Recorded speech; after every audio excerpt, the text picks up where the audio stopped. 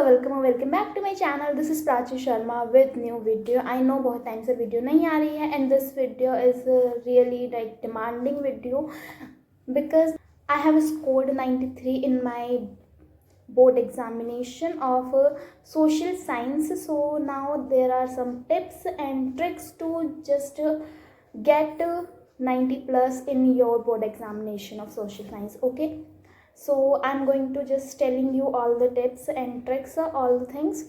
And one more thing that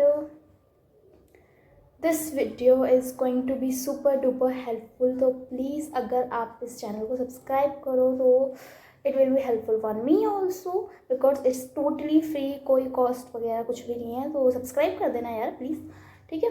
So let's get start with the video. Okay, so let's talk about the first thing. The first thing is that is NCERT. NCERT तो भाई ऐसी है कि आप उसको ही NCERT is the must thing. Seriously, अगर आप NCERT नहीं करते, आप किसी और बुक पे चले जाते हो ना, तो फिर भूल जाओ कि भैया आपसे कुछ होने वाला है, क्योंकि NCERT से ही तो क्वेश्चन आएंगे ना। जब भी देखो बोर्ड का पेपर क्या होता है ना, बोर्ड का पेपर CBSE कहाँ से बनाती है, आप बताओ कहाँ से बनाएगी? CBSE उठाती है NCERT, तो आपको NCERT से ही पढ़ना होगा। जस्ट सपोज कि NCERT की एक लाइन में भी अगर एक लाइन होती है वो किसने कही है, ये भी अगर आपका क्वेश्चन आता है ना, तो वो NCERT से ही आएगा और वो NCERT में ही होना चाहिए। एंड कुछ एडिशनल टॉपिक्स होते हैं, सो उनका भी अगर आप ध्यान रखो तो अच्छा है। एडिशनल टॉपिक CBSE ने बता दिए हैं, वैसे आप वेबसाइट पे जाके देख सकते हो, आपको एडिशनल टॉपिक्स मिल जाएंगे अपने, अगर होंगे तो, वरना तो NCERT से ही आएगा जो आएगा। And second thing is for social science, भाई ये तो इतनी ज़्यादा ज़रूरी चीज़ है ना कि आपको ना कॉन्सेप्ट क्लैरिटी होना चाहिए। अब एक बात बताओ, CBSE ने कहा है कि कॉम्पिटेंसी बेस्ड क्वेश्चन आएंगे। कॉम्पिटेंसी बेस्ड का मतलब होता है कि आपकी अंडरस्टैंडिंग कितनी अच्छी है उस टॉपिक को लेकर, ठीक है।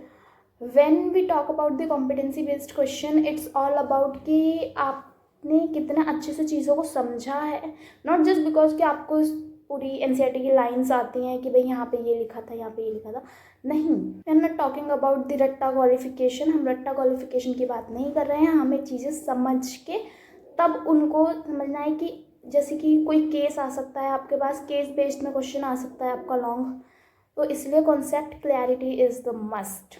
ओके, आपका कोई भी टॉपिक हो, आपको जैसे कि पावर शेयरिंग, जैसे कि फेडरलिज्म, चलो फेडरलिज्म ले लेते हैं, तो आपको उसके बारे में पता होना चाहिए, उसके बारे में कॉन्सेप्ट क्लैरिटी होनी चाहिए।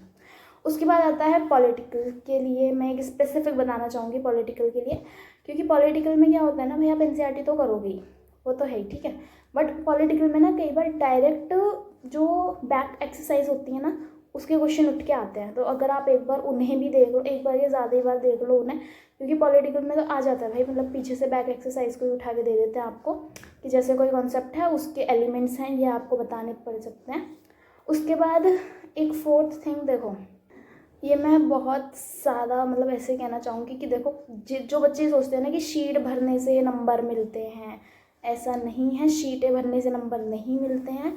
शीट आप अगर आंसर लिख रहे हो ना, एक बात बताओ, मैंने आपसे क्वेश्चन पूछा आपका नाम क्या है, आप मुझे बता रहे हो कि मुझे वो चीज़ पसंद है, कोई सेंस बनता है इस बात का? नहीं बनता है। तो इसलिए शीटें भरने से ज़्यादा ध्यान देना चाहिए आपको अपने आंसर पे कि जो क्वेश्चन ने पूछा है आप उसका आंसर कीजिए, आप कहानी मत बताइए। अगर आपका रिलेटेड कुछ टॉपिक है, उससे रिलेटेड कुछ आ गया, उसने एलिमेंट पूछे, आपने सिर्फ बता दिया भी कॉन्सेप्ट ये है, ये तो नहीं होगा ना। मतलब सीरियसली कि उसने एलिमेंट पूछे, आप एलिमेंट एक्सप्लेन कीजिए। हाँ, उसके साथ आप कॉन्सेप्ट को डाल रहे हो कि पहले आप कॉन्सेप्ट एक्सप्लेन कर रहे हो फिर एलिमेंट बता रहे हो, तो ये वेल एंड गुड हो जाएगा, ठीक है। एंड उसके बाद हिस्ट्री में तो देखो भाई, मैं बात करूँ 10th की हिस्ट्री की, तो फिर 10th की हिस्ट्री हो, 11th की हो, 12th की हो, मैं खुद 12th में हूँ, तो मुझे पता है भाई NCERT ही सबसे बढ़िया ऑप्शन है, सबसे बढ़िया सोर्स है पढ़ाई करने के लिए, खास करके हिस्ट्री में। एंड उसके बाद आती है प्रैक्टिस। देखो प्रैक्टिस आप करो, ये आपकी चॉइस है कि आप प्रीवियस ईयर उठाते हो या फिर आप सैम्पल पेपर उठाते हो। वैसे सैम्पल पेपर उठाओगे तो ज़्यादा अच्छा है, क्योंकि प्रीवियस ईयर में ना कभी कभी ऐसा होता है, हम क्वेश्चन कर रहे होते हैं, एक क्वेश्चन ऐसा आ जाए हमें नहीं आता, बट हम भूल जाते हैं कि हम प्रीवियस ईयर कर रहे हैं, तो वो टॉपिक ही हमारे पास नहीं है। ऐसा होता है, ऐसा मेरे साथ हो चुका है, इसलिए मैं आपको बता रही हूँ। एंड प्रैक्टिस बहुत ज़रूरी है, क्योंकि जब आप एक पैटर्न देख लेते हो ना एग्ज़ाम का, when you will go to give your board exam, आपको वो डर नहीं लगता है कि भाई पेपर का पैटर्न कैसा आएगा। अरे केस बेस्ड भी था, पिक्चर बेस्ड भी था, तो इसलिए आप प्रिपेयर होके जाओ। आप पहले ही प्रैक्टिस कर लो कि हाँ ये ऐसे मतलब सैम्पल पेपर होगा प्रीवियस ईयर, आप पहले ही प्रैक्टिस करके जाओ। पैटर्न आपको पता होना चाहिए कि आपको पता हो कि भाई कैसे क्वेश्चन आने हैं, कितना आपको लिखना है। ओके, ये चीज़ आप पहले ही प्रैक्टिस करके जाओ। एंड दूसरी चीज़, उसके बाद जो हमारा 7th पॉइंट आता है वो आता है हमारा मैप। मैप मैं कहूँगी भाई मैप के देखो फ्री के नंबर होते हैं, तो फ्री के नंबर जितनी आसानी से सिक्योर कर सकते हो ना कर लो, ठीक है। पूरी तरीके से फ्री के नंबर होते हैं मैप के, तो मैप को तो भाई ऐसे कर लो कि भाई नंबर मिल रहे हैं तो लो ना भाई, 90+ लाने हैं तो बिल्कुल लो, है ना। ऐसा मत सोचना कि वहाँ जाके हो जाएगा, वहाँ जाके कुछ पता चल जाएगा, साइड वाली कोई बता देगा, कोई नहीं बताने वाला है, ठीक है। कोई चीटिंग वीटिंग का सीन नहीं है। तो इसलिए मैप तो आप सिक्योर कर ही लो, और थ्योरी तो आपको करनी ही है। उसके बाद आता है कंसिस्टेंसी। देखो कंसिस्टेंसी मेंटेन करना, मैं सच बताऊँ मैंने ये 10th में भी बताया था, जब मैंने 11th में होके 10th वालों के लिए वीडियोस बनाई थी, ये आपके लिए, आप भी 10th में हो, आप लोगों के लिए वीडियोस बनाई थी, तब भी मैंने ये बात कही थी, कंसिस्टेंसी जो है वो बहुत ज़्यादा इम्पॉर्टेंट है। कंसिस्टेंसी इज़ दी की, ये आप समझ लो, ये किसी भी फील्ड की बात कर लो, कंसिस्टेंसी की होती है भाई। अगर आपने आई डोंट नो वो कहानी सुनी है नहीं सुनी, मैं बता देती हूँ, चलो कोई बात नहीं। एक स्टोरी थी जिसमें वो एक कुआं होता है, कुएं के ऊपर जब जो रस्सी होती है, जब उसको हम इतना खींचते रहते हैं रस्सी पे, बार बार जो पत्थर होता है वो भी घिस जाता है। किसकी वजह से? क्योंकि वो बार बार जो रस्सी उस पर लग रही है, ऑल्दो रस्सी उससे कमज़ोर है, पत्थर ज़्यादा स्ट्रांग है, ऑल्दो रस्सी उससे ज़्यादा कमज़ोर है और पत्थर ज़्यादा स्ट्रांग है, बट स्टिल क्योंकि उसने इतनी बार वो जो कोशिश हुई है, वो जो उस पर पत्थर पे रस्सी को घिसा गया है, उसकी वजह से वो निशान बन जाता है। That is the power of consistency. Okay, consistency and practice, that is this must. And lastly 9th advice, all these are advice. Lastly, I want to say that board exams are not more important than your life. Okay, board exam आपकी life का part है, ठीक है ना। Board exam आपकी life का part है, आपकी लाइफ बोर्ड एग्ज़ाम का पार्ट नहीं है, ठीक है।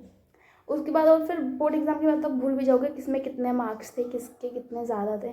मुझे तो अभी याद आया, मैं अपना रिजल्ट देख के आई थी कि वीडियो बनानी है SST के लिए, तो फिर मैं नंबर देख लूँ ज़रा मेरे कितने आए थे, सो इसलिए मैं नंबर देख के आई थी। एंड याद रखना, ज़्यादा स्ट्रेस लेने की ज़रूरत नहीं है, कुछ नहीं होगा, बड़ा इजी सा पेपर आएगा। जितना तुमने पढ़ा हुआ है ना, तुमने पढ़ा हुआ है वही आएगा। सैम्पल पेपर तुमने प्रैक्टिस कर लिया है, तुम्हें पैटर्न पता है, अपना टाइम मैनेजमेंट वगैरह सब अच्छे से करना, ठीक है। And all the best. And हो सके तो मुझे भी ऑल द बेस्ट कर देना, मेरे भी 10th मार्च से एग्ज़ाम है। आप लोगों का तो आई गेस 25 को या 22 को है, 25 या 22 फरवरी का है आपका exam. So all the best for your exam. I know start भी हो चुके हैं 10th वालों के, सो वीडियो थोड़ी सी लेट हो गई, उसके लिए सॉरी। वीडियो आ भी नहीं रही थी बहुत टाइम से, शॉर्ट्स ही आ रहे थे चैनल पे। सो नाउ वीडियोस भी आएंगी, चैनल को सब्सक्राइब भी कर देना, और स्ट्रेस लेने की कोई ज़रूरत नहीं है, ठीक है ना। आराम से फ्री माइंड से एग्ज़ाम देना, that's all. And let's get and the video. And if you like the video, then please like this video and subscribe the channel. Okay, so bye bye, and stress मत लेना, आराम से पढ़ाई कर लो, वही आएगा जो तुमने पढ़ा है, ठीक है। Okay, bye.